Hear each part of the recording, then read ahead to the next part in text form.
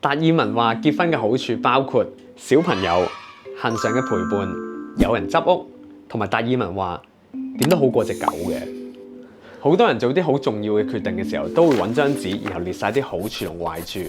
你知唔知道人類歷史裏面其中一個最重要嘅科學家達爾文，佢都用過同一個方法嚟決定佢要唔要結婚？列晒一件事嘅利弊，應該係其中一個最簡單而且客觀嘅方法去睇清楚一件事究竟值唔值得做啦。但係純粹列出啲好處同壞處嘅壞處呢，就係每一個列出嘅因素呢，唔一定係相對等嘅。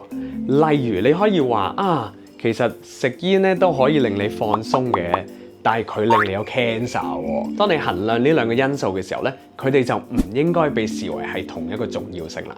另外喺決定事情，有啲因素咧未必咁容易用文字去表達，但係佢都可以係重要嘅喎。例如你要決定去邊度旅行嘅時候，有啲地方係俾你一種好特別嘅感覺，係你冇辦法用文字去表達嘅。所以一個利弊嘅表就表達唔到你親眼見到富士山係有幾正。所以有啲專家建議，除咗你可以列晒啲好處同壞處出嚟，你都可以用加權決策矩陣法 （Weighted Decision Matrix） 嚟幫你做決定。個方法原來都好簡單。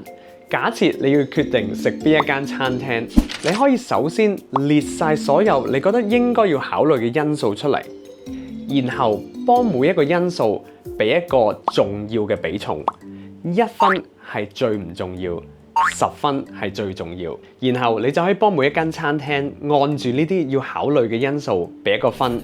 最後只要將每一個分數乘以佢嘅比重，你就可以得出每一間餐廳對你嚟講有幾高分啦。呢個方法就比純粹列出好處同壞處，然後望下究竟邊樣多啲，更加符合你個人嘅意願啦。翻去達爾文呢個咁重要嘅科學家，佢喺要決定結唔結婚嘅時候，喺佢本 journal 上面分別寫咗佢覺得結婚嘅好處同埋壞處。我讀啲俾你聽下。達爾文話結婚嘅好處包括小朋友、恆常嘅陪伴、有人執屋，同埋達爾文話點都好過隻狗嘅。而結婚嘅壞處包括冇咗自由周圍去，要被逼探親戚，少咗錢買書，同埋如果生好多小朋友就要努力揾錢啊。都啱嘅。雖然達爾文列出嚟結婚嘅壞處比好處多，不過最後佢都係決定同佢嘅表妹 Emma Wedgwood 結婚，而且喺17年裏面仲生咗10個小朋友添。所以唔係每一個因素都係同樣咁重要嘅。可能達爾文真係唔想養狗啊。